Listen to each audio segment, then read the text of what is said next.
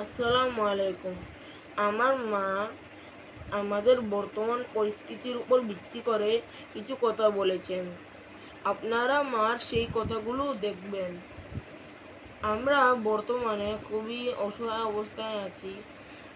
এই পরিস্থিতিতে আমরা হতাশ হয়ে পড়ে গেছি। আমরা কি করব তা আমরা বুঝতে পারছি না। আমাদের এই অবস্থায় আমাদের বাবাকেও বিদেশ থেকে আনা সম্ভব নয়, কারণ আমাদের পরিবারের একমাত্র ইনকামের ব্যক্তিই হলেন আমাদের বাবা। এখন আপনারা একটু আমাদেরকে পরামর্শ দেন আমরা কি করব, এবং ভিডিওটি দেখেন। সামনে ঈদ, অথচ কিছুই ভালো লাগছে না। শুধুমাত্র বাচ্চাদের ঈদ নিয়ে আনন্দ দেখে নিজেকে শক্ত রাখার চেষ্টা করছি ওদের সবটুকু চাওয়া পূরণ করে ওদের মুখের হাসিটুকু বজায় রাখার। আমার বাচ্চাগুলো বলতে গেলে আনন্দ করতে ভুলেই গেছে। বর্তমান পরিস্থিতিতে নিজেকে খাপ খাওয়াতে পারছি না। ওরা তো ছোট মানুষ।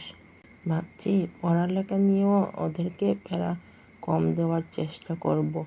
আসলে এই বয়সের বাচ্চাদের গার্জেনদের পক্ষে থেকে যে কাজ করে দেওয়ার কথা তার কিছুই করতে পারছি না। ওরা নিজেদের কাজ নিজেরাই করে নিচ্ছে, এমনকি আমারও অনেক কাজ করে দিচ্ছে। তার উপরে আবার পড়ালেখার চাপ। ওরা কেমন জানি চুপসে গেছে। আর বিশেষ করে খাওয়ার ব্যাপারে বলতে গেলে তা তো ছেড়েই দিয়েছে। আসলে মায়ের এই অবস্থা ওরা মেনে নিতে পারছে না। ওরা নিজেদেরকে খুব অসহায় মনে করতেছে। আমার মনে হয় এই পরিস্থিতির সাথে মানিয়ে নেওয়ার সময় ওদেরকে দেওয়া উচিত। ওরা শারীরিক এবং মানসিকভাবে ভেঙে পড়েছে, যা আমি উপলব্ধি করতে পারছি।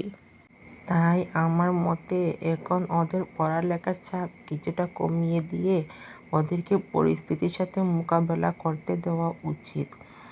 কারণ ওরা নিজেদের কাজ করতে গিয়ে হিমশিম কাটছে, আবার পড়ালেখা, স্কুলে যাওয়া, ওরা আসলে কিছুই ব্যালেন্স করতে পারতেছে না।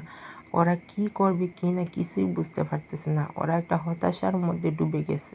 এই পরিস্থিতিতে আমি কি করব আমি আসলে কিছুই বুঝতে পারতেছি না।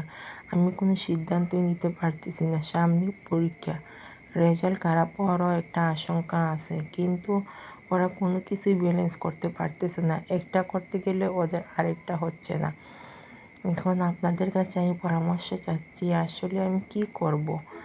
বর্তমানে কি ওদের রেজাল্টের আশা করব, নাকি ওদেরকে ওদের নিজেদের কাজগুলা করানোর একটা অভ্যাস করব? কারণ আমি তো ওদের কোনো কাজই করে দিতে পারতেছি না।